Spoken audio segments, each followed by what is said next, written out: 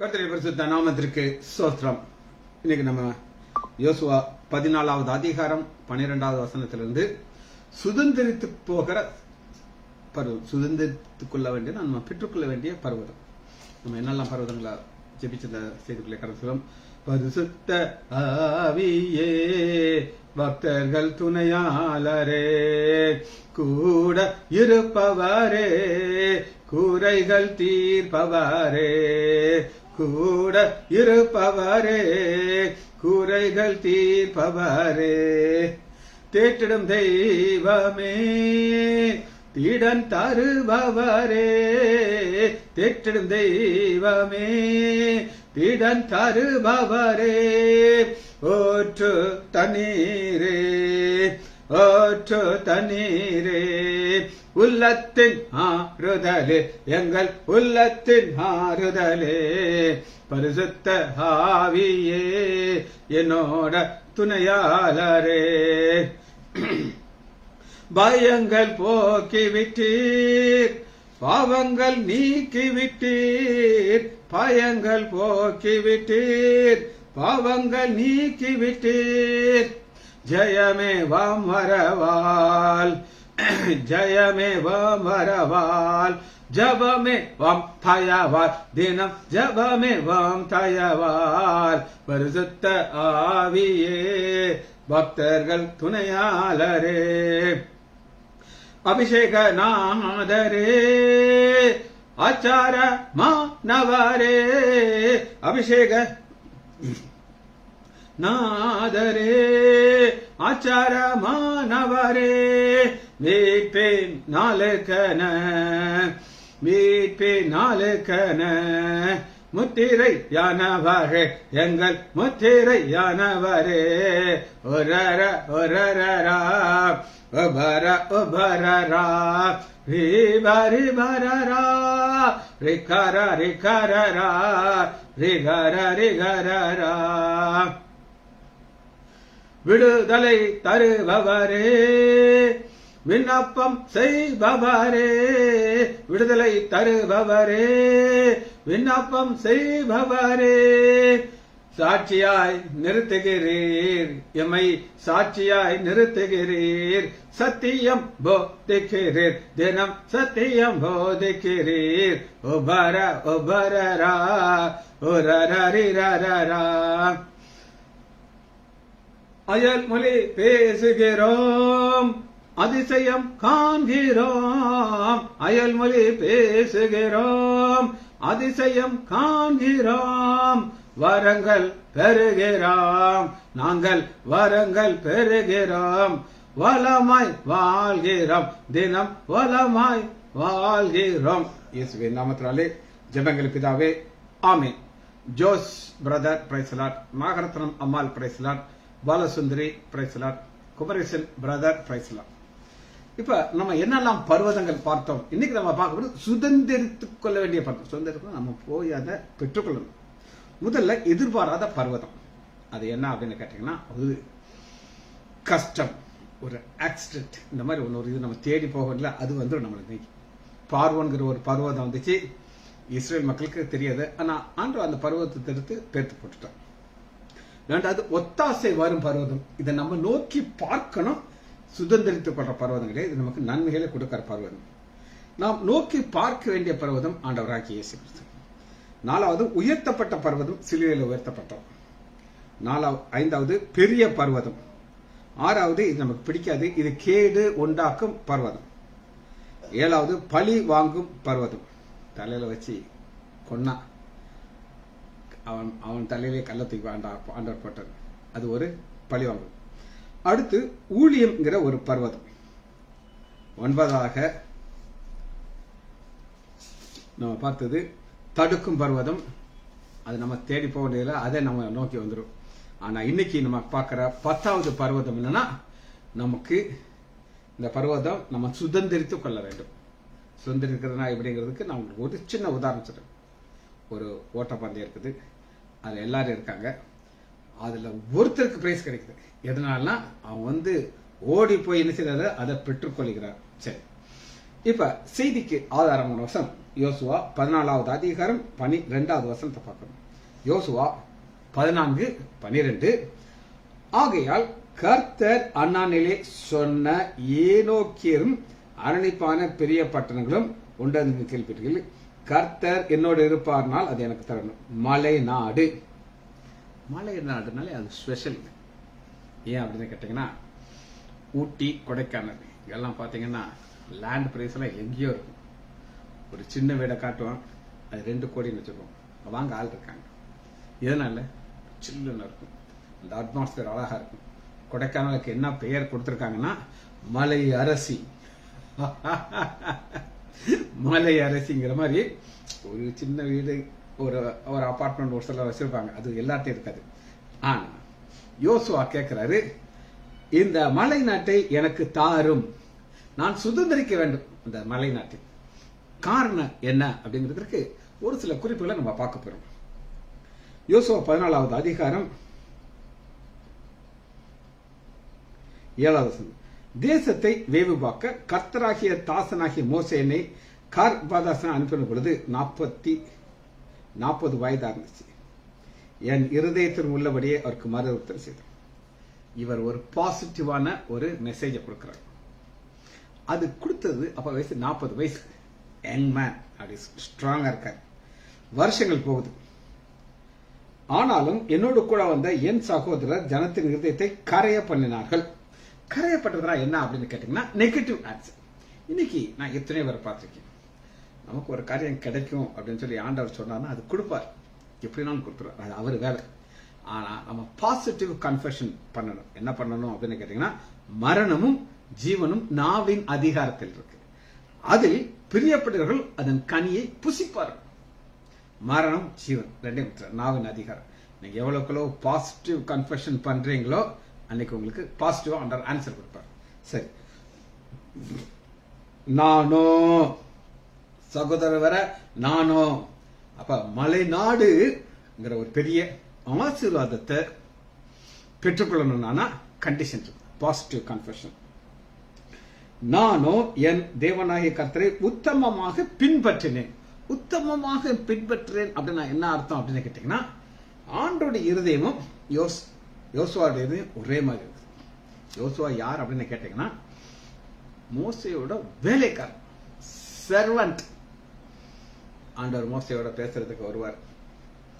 2 பேரும் கூடாரத்துக்குள்ள போவாங்க. எல்லாரும் எழுந்துச்சு நின்று பயபக்தியா இருப்பாங்க. இவர் கூடாரத்தில் இருப்பாரு, அங்கே இருப்பார்.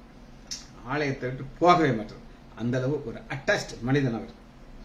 பாருங்க 9. அந்நாளிலே மோசே, நீ என் தேவனாய கர்த்தரை உத்தமமாக பின்பற்றபடியினாலே. மோசே சர்டிபிகேட் கொடுத்தார். இன்னைக்கு உங்களுக்கும் எனக்கும் ஆண்டவர் சர்டிபிகேட் கொடுக்கணும். பரிசுத்த ஆவியே பக்தர்கள் துணையாளரே, அவர் துணையா இருப்பாரு. ஆனா சர்டிபிகேட் கிடைக்கணும். உன் கால் மிதிக்கும் தேசம் உனக்கும் உன் பிள்ளைகளுக்கும் ஆணையிட்டார். அப்ப ஆணைங்கிறது என்ன அப்படின்னு நீங்க கேட்டீங்கன்னா, ப்ராமிஸ். ஆண்டவர் ஒண்ணு கொடுத்துட்டாரா, அதை நடத்தியே காட்டுவார். இப்பொழுதும் இதோ கர்த்தர் சொன்னபடியே என்னை உயிரோட கர்த்தர். யுத்தத்துல எத்தனை பேர் மறிக்கிறாங்கன்னு உங்களுக்கு தெரியுமாங்க? ஏன்னா அந்த ஃப்ரண்ட் லைன்ல இருக்கிறவங்களுக்கு தான் பிரச்சனையே வரும். அப்படி ஒரு யுத்தத்துல நடந்து போறாரு ஆண்டவர், அவர் காப்பாற்றுறாரு. இஸ்ரேல் வனாந்திரத்தை செஞ்சு இப்பொழுது 45 வருஷம் ஆச்சு. இது நான் இப்பொழுது 85 வயது. 85 இயர்ஸ் யங் மேன். வயசுனையா 85 வயசு. ஆனா நீ என்னையா பார்க்க எங்க இருக்க? காரணம் அவர் எனக்கு கொடுக்கிற கிருபை. மோசே என்னை அனுப்புறதுனாலே எனக்கு இருந்த அந்த பலன் இந்நாள் வரை எனக்கு இருக்கு. நம்ம வசனத்தை நம்ம வாச்சோம். என்ன வாச்சோம் அப்படின்னு கேட்டீங்கன்னா, என்னை பலப்படுத்துகிற கிறிஸ்துவனாலே நான் எல்லாம் செய்யக்கூடுங்கிற வசனத்தை நான் உங்களுக்கு டீச் பண்ணும்போது அப்பதான் நான் அதை உட்காந்து எழுதிட்டு இருக்கேன். நான் உங்களுக்கு எத்தனை பேருக்கு ஞாபகம் இருக்குன்னு தெரியல, அன்னைக்கு இந்த செய்தியை நான் அதோட ஃபிட் பண்ணுவேன். அத்தே என்னை பலப்படுத்துகிற கிறிஸ்துவனாலே எல்லாம் செய்யக்கூடும். இங்க சொல்றாரு, ஆண்டவர் என்னோட கூட இருக்கிறார், நான் யங் மேன் அப்படிங்கிறார். இந்நாள் வரை எனக்கு இருக்குது. யுத்தத்திற்கு போக்கும் வரத்துமாக. இன்னைக்கு அநேகருக்கு என்ன பிரச்சனை அப்படின்னா, நோய். நோய்ங்கிறது என்ன அப்படின்னு கேட்டீங்கன்னா அது ஒரு சிம்டம். பெருசா எடுத்தீங்கன்னா ரொம்ப பெருசா காட்டுவாங்க.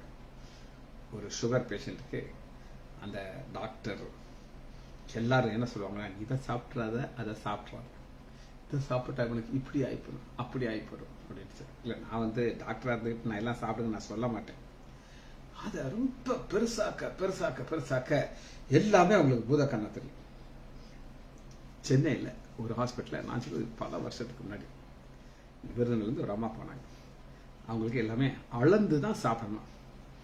இட்லியே அளக்கணும், இதுக்கு மேலே போகக்கூடாது. சாம்பார் இவ்வளோதான் நீ ஊற்றலாம். எங்கள் அப்பா சிரிச்சார், காக்கா பூக்கான்னு. ஏன்யா இத்தனை வருஷம் இருந்து என்ன செய்ய போகிறேன், நல்லா சாப்பிடு, இன்சுலினை போடு, வாக்கிங் போதும், இதோட நீ வாழ்ந்து ஒன்றும் செய்ய போகிறது. சிம்பிளாக முடிச்சுடுவார். யார்ட்டையும் சொல்லாத சுகர் எடுத்து. கல்யாணத்துக்கு போறியா, பாயசம் ஊற்றுனாங்க, ஒரு வாய் சாப்பிடு, ஒன்றும் அன்னைக்கு செத்துக்கிட்டு போயிட மாட்டேன்னு எங்கள் அப்பா சொல்றாரு. அப்போ எங்கள் அப்பா அந்த டிசீஸை பெருசாக்க மாட்டாங்க. ஆனால் அந்த பலன் வேணும்னா அந்த டிசீஸை பெருசாக்காம ஆண்டவர் என்னையோட பெரியவர் அப்படிங்கிற எப்பவுமே அந்த ஒரு ஒரு கான்ஃபிடென்ட்டாக இருக்கும். எல்லாருக்கும் தெரியும், உங்களுக்கு பைபாஸ் சர்ஜரி பண்ணி இந்த ஜூன் வந்துச்சுன்னா 10 வருஷம் முடியுது. அதே பலன் ஆண்டவர் என்ன கொடுத்துருக்காரு. காரணம் என்ன அப்படின்னு கேட்டீங்கன்னா, ஆண்டவர் சொல்றாரு, இப்பொழுதும் எனக்கு அந்த பலன் இருக்குங்கிறார். ஆகையால் கர்த்தர் அந்நாளிலே சொன்ன இந்த மலை நாட்டை எனக்கு தாரும். சரி, இது அவருடைய டிமாண்ட். சரி, இதனால தேவன் அவருக்கு என்ன செய்யறாரு அப்படின்னு கேட்டீங்கன்னா, இந்த மலை தேசத்தை ஆண்டவர் ஏற்கனவே ரெடி பண்ணி வச்சுட்டார். இது புதுசெல்லாம் கிடையாது. வாசிப்போமா,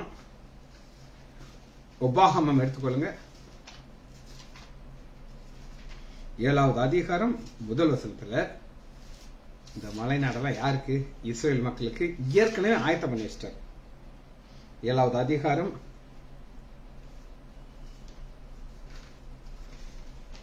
7:1, நீ சுதந்திரிக்க போகிற தேசத்தில் உன் தேவனாய கர்த்தர் உன்னை பிரவேசிக்க பண்ணி, உள்ள பண்றதுக்கு முன்னாடி இங்க இருக்கிற 7 ஜலத்தாரும் உணவை துரத்திட்டார்.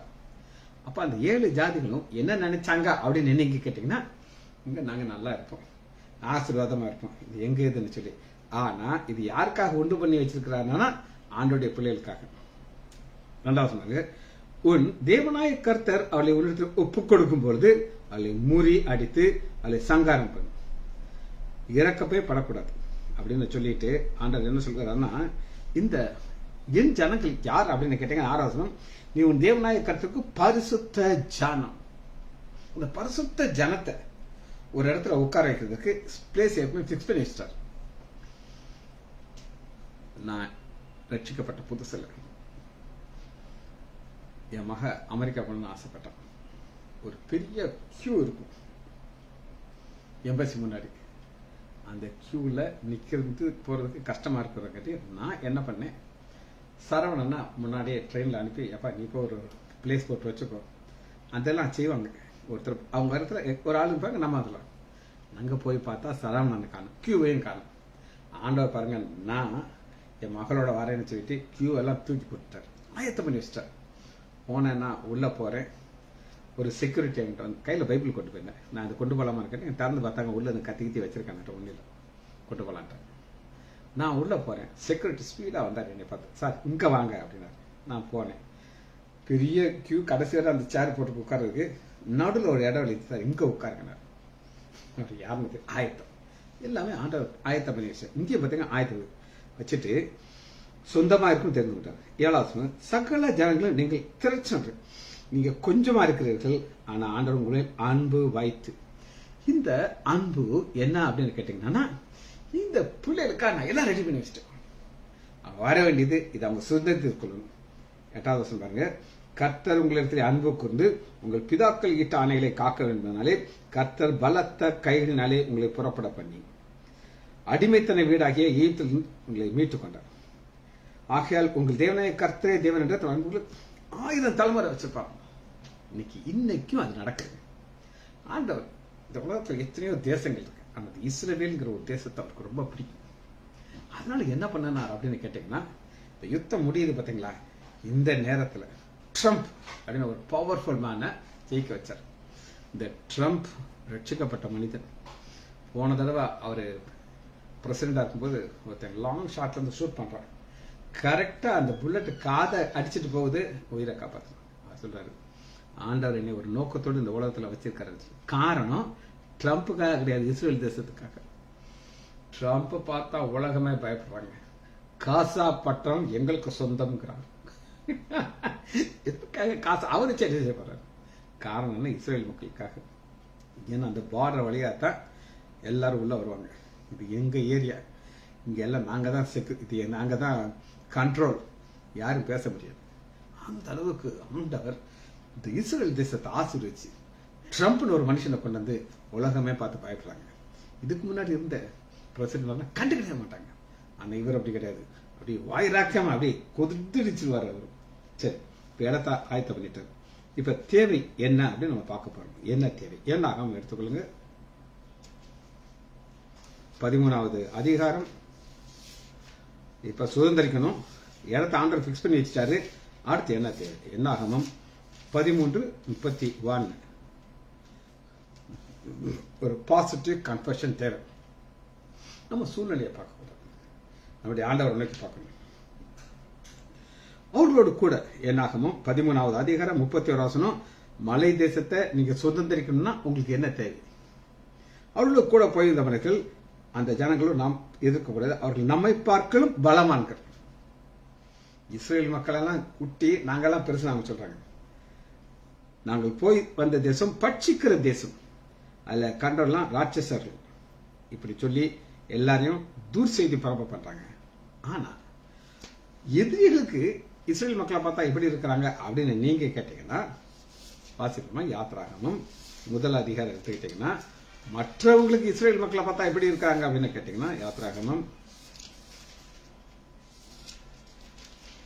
1வது அதிகாரம் 18 வசனத்துல ராஜா கேட்கிறாரு, மருத்துவச்சு எம்டி டிஜுஓ அவங்கள்ட்ட கேட்கிறாங்க, ஏமா நான் தான் சொன்னேன் ஆம்பளை பிள்ளைகளாம் கொல்லுங்கன்னு, நீ ஏன் கொல்லன்னுட்டு. அதுக்கு அவங்க என்ன ஆன்சர் சொல்றாங்கன்னா, அதுக்கு மருத்துவச்சொல்லி பார்வோனை நோக்கி, எகிப்திய ஸ்திரீகள் எபிரேய ஸ்திரீகள் எபித்தியர்கள், அவர்கள் நம்மளும் பலவான்கள்.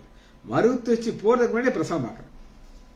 நம்ம எகிப்து பொம்பளை தான் வீக், ஆனா அவங்களாம் பலசாலிகள். நாங்க எங்க பொட்டி கிட்டியெல்லாம் தூக்கிட்டு வர்றதுக்குள்ள பிள்ளைய பார்த்து ஆண் பிள்ளைய தூக்கி வச்சு பால் கொடுத்துருக்கேன், நான் எங்க கொள்றதுக்கு. அப்ப எதிரியுடைய பார்வை வேற, ஆண்டவர் தன் பிள்ளைகளை பார்க்கும்போது வேற. இப்படிப்பட்டவங்களுக்கு என்ன தேவை? Positive confession. என்னது? Positive confession. இந்த பாசிட்டிவ் கன்ஃபெஷன் இருந்தா தான் நம்மளால சுதந்திரிக்க முடியும். சரி, வாசிப்போமா என்னாகமம் 14வது அதிகாரம். என்னாகமம் 14வது அதிகாரம் 24வது. என் தாசனாகிய காலேப், இந்த காலேப் தான் கேட்கிறாள், எனக்கு வேணும் அந்த காலேப் வேற ஆவியுடைய அர்த்தம். வேற ஆவி என்னன்னா பாசிட்டிவ் கன்ஃபெஷன். என்னாகமம் 14வது அதிகாரம் 7வது வசனம். நாங்கள் சுற்றி வந்த தேசம் மகா நல்ல தேசம். ஆண்டவர் நல்ல ஆண்டவர், அவர் மோசமா கொடுப்பார். நீங்க ஒரு பெரிய ஒரு கோடீஸ்வரர் வீட்டுக்கு கல்யாணத்துக்கு போறீங்க, அங்க சாப்பாடு எப்படி இருக்கும்? பிரமாதமா இருக்கும். அப்படிதான், சந்தேகம் இல்லை. அதானி அப்படின்னு ஒருத்தர் உங்களுக்கு தெரியுமான்னு தெரியல. இன்னைக்கு அவர் ரொம்ப பாப்புலரான மல்டி பில்லியனர். அம்பானி, முகேஷ் அம்பானி இவங்களுக்கு போட்டிக்கு வர ஒரு பெரிய கோடீஸ்வரர். இப்போ ரீசெண்டா அவர் பையனுக்கு கல்யாணம் ஆச்சான். அவங்க என்ன சொல்லியிருக்காங்க அப்படின்னு கேட்டீங்கன்னா, நாங்கள் ஆடம்பரமா கல்யாணத்தை வைக்க மாட்டோம், சிம்பிளா கல்யாணத்தை வச்சுட்டு பல கோடி பணத்தை கஷ்டப்பட்டவங்களுக்கு திரும்ப நாங்கள் நடத்தி வைப்போம். அது மாத்திரம் கிடையாது, ஒரு ஹேண்டிகேப்ட் ஒரு பிள்ளை, அது ஆனா இருந்தாலும் பெண்ணா இருந்தாலும், அவங்களுக்கு 10 லட்சம் ரூபாய் நாங்கள் கொடுத்துருவோம். அந்த 10 லட்சத்தை வச்சு அந்த ஒரு ஹேண்டிகேப்ட், அதாவது குறை உள்ளவர்கள் கையில் காலில் அவங்க வாழ்க்கையை மேம்படுத்தும். அதானிக்கும் அம்பானிக்கும் 2 ஆளை தான் ஆரம்பிக்கும், 2 குஜராத்தி தான். அம்பானி கோடி கோடி கோடியா பணத்தை செலவழிச்சு கடைசியில் என்ன நடந்ததுன்னு தெரியல. ஆனா அதானி, என் மகனுடைய கல்யாணம் சிம்பிளா இருக்கணும், வெளியவே தெரியக்கூடாது, இந்த பணத்தை நல்ல காரியத்துக்கு நான் உபயோகப்படுத்தணும்னு சொல்லி, இது வேற ஆவி. புரியுதாங்க உங்களுக்கு? அதனாலதான் என்னாகும் 14வது அதிகாரம் 9வது வசனம், கர்த்தருக்கு விரோதமாக கலகம் பண்ணாதீர்கள், அந்த தேசத்தால் நீங்கள் பயப்பட வேண்டியது. அவர்கள் நமக்கு இறை ஆவார்கள். இந்த இறை ஆவார்கள்ங்கிறது இங்கிலீஷ் பைபிள் எப்படி போட்டிருக்குன்னா there'll be a bread. முறுக்கு நீங்க சாப்பிட்டுருக்கீங்களா? சீடை சாப்பிட்டுருக்கீங்களா? பல்லு வேணும். ஒரு சிலர் மட்டன் சிக்கன் எலும்புல கரெக்ட் கடிச்சு துப்புவாங்க. அந்த அளவுக்கு பல்லு ஸ்ட்ராங்கா இருக்கும். ஆனா அவங்கள இந்த எதிரிகளை சாப்பிட்றதுக்கு உங்களுக்கு பல்லே தேவையில்லை. அவங்க வெறும் பிரெட் தான், நீங்க அப்படியே முழிக்கலாம் அப்படின்னு இங்கிலீஷ் பேப்பர்ல இருக்கு. அப்படி சொல்றாரு. நம்ம என்ன செய்யக்கூடாது? ஆண்டவர் விரோதமாக கலகம் பண்ணக்கூடாது. அது மகா நல்ல தேசம். ஆண்டவர் நமக்கு அதை கொடுப்பார். இதுதான் ஆண்டவர் சொல்ற ஒரு காரியம். சரி, 14வது அதிகாரம் 4வது வசனத்தை நான் உங்களுக்கு சொல்றேன். இந்த மக்கள் எஸ் வெரி குட், கரெக்டா போட்டிருக்கியா? 15,500 கோடி. எஸ். இப்ப இந்த இஸ்ரேல் மக்கள் எப்படி கலகம் பண்ணாங்க அப்படின்னு கேட்டீங்கன்னா, பின்பவர்கள் நாம் ஒரு தலைவனை ஏற்படுத்திக் கொள்வோம், எகிப்து தேசத்துக்கு திரும்ப போவோம் வாருங்கள். எகிப்துல இருந்து அடையாளங்களையும் அற்புதத்தையும் செஞ்சு செங்கடலை 2ஆ பிளந்து பார்வோனை உள்ளதுக்கு போட்டுட்டு கொண்டு வந்திருக்காங்க. இவங்க மட்டும் அங்க போனானா என்ன ஆகும்? அவங்க விட்டு வைப்பாங்க நினைக்கிறீங்களா? அதான் சரியா. இப்ப 23வது வசனத்தில் உங்களுக்கு வாசிக்கிறேன். என்னாகமும் 14:23. அவர்கள் பிதாக்களுக்கு நான் ஆற்றிட்ட தேசத்தை காண மாட்டார்கள். யார் யாரெல்லாம் கலகம் பண்ணாங்களோ காண மாட்டார்கள். பார்த்தீங்கன்னா ரொம்ப அவரை சார்ந்து கொள்ளணும்னு நினைப்பார்.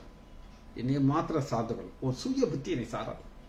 என்னை சார்ந்து கொள், இன்னைக்கு விரோதமாக நீ பேசாத, என் கூடயே டிராவல் பண்ணு, கூடவே டிராவல் பண்ணிட்டு நான் உன்னை ஆசீர்வாதமான இடத்துக்கு கொண்டு போய் சேர்ப்பேன். சரி, அடுத்து பார்ப்போமா? ஆண்டவர் யோசுவா 14வது அதிகாரம் 12வது வசனத்தை உங்களுக்கு வாசிக்கணும். 14:12.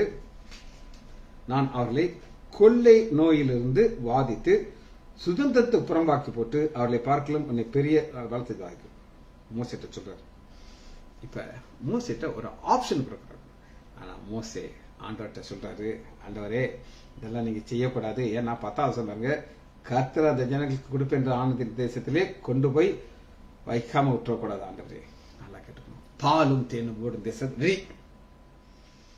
இந்த ஜாதியெல்லாம் துரத்தியாச்சு. உள்ள போறதுக்கு விசுவாசம். அந்த விசுவாச வார்த்தை உங்க வாயிலிருந்து எவ்வளவுக்கு எவ்வளவு வருதோ ஆண்டவர் கலப்படுத்தும். எனக்கு ரொம்ப பிடிச்சது என்னன்னா, ஆண்டவர் எனக்கு செய்த நன்மைகளை சொல்லி ஆண்டவர் மகிமைப்படுத்திக் கொண்டே இருக்கணும். எவ்வளவுக்கு எவ்வளவு ஆண்டவர் மகிமைப்படுத்துறீங்களோ அவ்வளவுக்கு ஆண்டவர் உங்களை ஆசிர்வதிப்பார். 18 என் ஆண்டவருடைய வல்லமை பெரிதாக விளங்குவதாக. ஆண்டவருடைய வல்லமையை நம்ம குறைக்க கூடாது. ஏன் குறைக்க கூடாது அப்படின்னு நீங்க கேட்டீங்கன்னா, இந்த பர்வதத்தை பெற்றுக்கொள்ளணும். யோசுவாக்கு ஆண்டவர் ஒரு பர்வதத்தை தருவேன் இருக்காரு, ஒரு பெரிய மலை நாடு. ஏனோக்கியர் வாழ்றாங்க. அதைத்தான் நீங்க பாக்கிறோம். என்னாகும் 13வது அதிகாரம் 33 அங்கே ராட்சச பிறவியான ஏனோக்கியரும் குமாரனையும் ராட்சசையும் நான் கண்டோம், எங்கள் பார்வைக்கு நாங்கள் வெட்டுக்கிளை போல இருந்தோம். ஆனா வசனம் என்ன சொல்றது அப்படின்னு கேட்டீங்கன்னா, யோசுவா 14வது அதிகாரம் 12 இதைத்தான் எனக்கு கொடுங்க நான் கேட்கிறாரு. ஆகையால் கர்த்தர் அந்நாளிலே சொன்ன இந்த மலையினர் எனக்கு தர.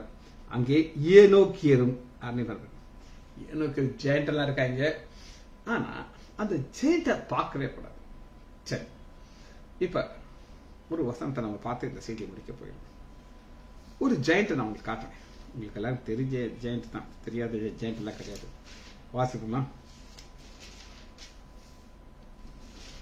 1 சாமுவேல் 14வது அதிகாரத்துல ஏனோக்கியர் எப்படி ஒரு பெரிய ஒரு ஜெயண்ட் மாதிரி இருக்கானோ அந்த மாதிரி ஒரு ஜெயண்ட் நம்ம பார்க்கிறோம். 17வது அதிகாரம் கோலியாத். அந்த கோலியாத் 5வது வசனத்திலையும் 6, 7 எல்லாம் பாத்தீங்கன்னா, அவன்கிட்ட என்னெல்லாம் பாதுகாக்கிறதுக்காண்டி அவன் வச்சிருக்கிற ட்ரெஸ், ஹெல்மெட் எல்லாத்தையும் போட்டுக்கிட்டு அவன் கையில பெரிய கேடகம் வச்சிருப்பான், அருவாள் வச்சிருப்பான், பட்டயம் நின்றுட்டு இருக்கான். நின்றுகிட்டு சத்தம் போட்டு ஒண்டி கொண்டி யார் வந்தாலும் ரெடி. இப்ப இவனை மேற்கொள்றதற்கு என்ன தேவை? நாங்க சொன்னேன் பாசிட்டிவ் கன்ஃபெஷன் நமக்கு தேவைன்னு சொல்லி.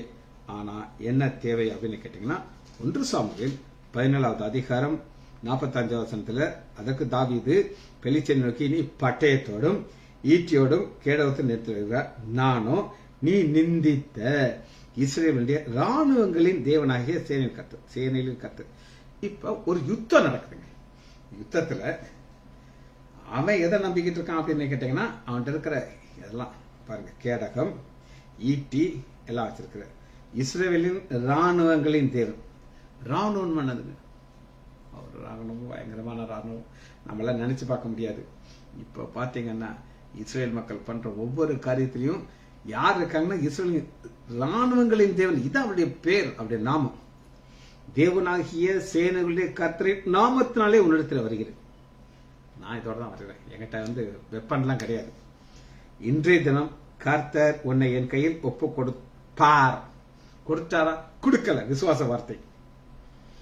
நான் உன்னை கொன்று உன் தலையை உன்னை விட்டு வாங்கி. நம்ம பார்த்தா பயமா தான் இருக்கும், கட்டாயம் பயமா இருக்கும். ஒரு அடி நம்மளாம் சட்னி ஆயிருக்கும். பெலிஸ்தருடைய பாளையத்தின் பிணங்களுக்கு இன்றைய தினம் ஆகாயத்து பறவைக்கும் பூமியின் காற்றவர்களுக்கு கொடுப்பேன். அதனாலே இஸ்ரேல் தேவன் ஒருவர் என்று பூலோகத்திலாம் அறிந்து கொள்வார்கள். இதே விசுவாச அறிக்கை யோசுவா சொல்றாரு, என் வயதை பார்த்து பையா, என்னைக்கு யுத்தத்துக்கு போகும்போது 45 வயசுல இருந்தேனோ 85 வருஷம் அதே ஸ்ட்ரென்த் தாங்கிறது.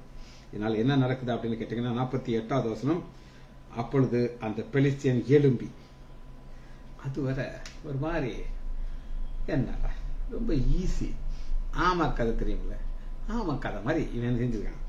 தாவீதுக்கு எதிராக கெட்டி வருகையிலே தாவீது தீவிரமாக அந்த சேனைகளுக்கும் அந்த பெலிஸ்தியன் ஃபர்ஸ்ட் அட்டாக் யாரு? தாவீது. அதாங்க பிரச்சனை. நீங்க பம்மி பம்மி பம்மி இருந்தீங்கன்னா ஒரு மிதி முயற்சிவாங்க பாருங்க. தீவிரமாக அந்த சேனை, அங்க இருக்கிற அத்தனை சேனையும் இருக்கு. முன்னாடி ஒரு தென்னிட்டு இருக்கான் ஃப்ரண்ட் லைனர், எதிராக ஓடி தன் கையை அடப்பத்திலே போட்டு அதிலிருந்து ஒரு கல்லை எடுத்து கவனிலை வைத்து சுற்றி பெலிஸ்தியனை நெற்றிப்பட எறிந்தான். அந்த கல் அவன் நெத்தியிலே பதிந்தது போனாலே அவன் முக்கம் குப்புற விழுந்தான். சேனையின் கர்த்தர் பின்னாடி இருந்து ஒரு அடி அடிக்கிறார். யுத்தம் கல்ல அடிச்சு உடனே இவன் இப்படி விழணும், ஆனா முன்னாடி விழுகிறான். கல்லெல்லாம் அவனை ஒண்ணும் செய்யாது. ஆண்டவன் ஒரு அடி அடிக்கிறாரு. இதனால ஆண்டவர் என்ன நடத்துறாரு அப்படின்னு கேட்டீங்கன்னா, ஒரு பெரிய தேசம் பார்த்துக்கலாம். ஒரு வசனத்தை வாட்சி முடிக்கிட்டான். 17வது அதிகாரம் 9வது வசனத்துல, நான் அவனை ஜெயித்தால் அவனை கொல்லுவதனால் நீங்கள் எனக்கு வேலைக்காரா இருந்து சேவிக்கும். வேலைக்காரனா அடிமை. இந்த இஸ்ரேல் தேசம் முழுவதும் அடிமைத்தனத்துல போகாம இருக்கிறதுக்கு ஒரு விசுவாச வார்த்தை. என்ன வார்த்தை? சேனையின் கர்த்தர் என்னோட கூட இருக்கிறார். யோசுவா, மலை நாட்டை நான் எனக்கு வேணும், நான் கொடுக்கிறேன், சுதந்திரித்துக் கொள்கிறேன். இந்த பர்வதம் சுதந்திரிக்கிற பர்வதம். ஜெயபிமா மகா இரக்கமும் கருவேமுள்ள பிதாவே துதிக்கிறோம் ஐயா. சுதந்திரிக்க வேண்டிய பர்வதம், நாங்கள் சுதந்திரிக்க வேண்டிய பர்வதம் உண்டு, சியோன் பர்வதம். அந்த பர்வதத்தை நாங்கள் பெற்றுக்கொள்ளோம் என்ற நிச்சயத்தோடு ஓடுகிறோம் ஐயா. சித்தனையோ எதிர்ப்புகள் உண்டு, வல்லமைகள் உண்டு. ஆனால் பரிசுத்த பவுல் சொன்னது போல, நான் விசுவாசிக்கிறவர் இன்னார் என்று நான் அறிவேன். எங்களுக்கு தெரியும் அவரால் அந்த பர்வதத்தை கொடுக்க அவர் வல்லமையா இருக்கிறார். பிள்ளைகள் ஒவ்வொருவரையும் நான் ஆண்டவராகிய இயேசு கிறிஸ்துவின் நாமத்தினாலே ஆசீர்வதிக்கிறேன். இயேசுவின் நாமத்தினாலே ஜெபங்கள் பிதாவே. ஆமேன், ஆமேன்.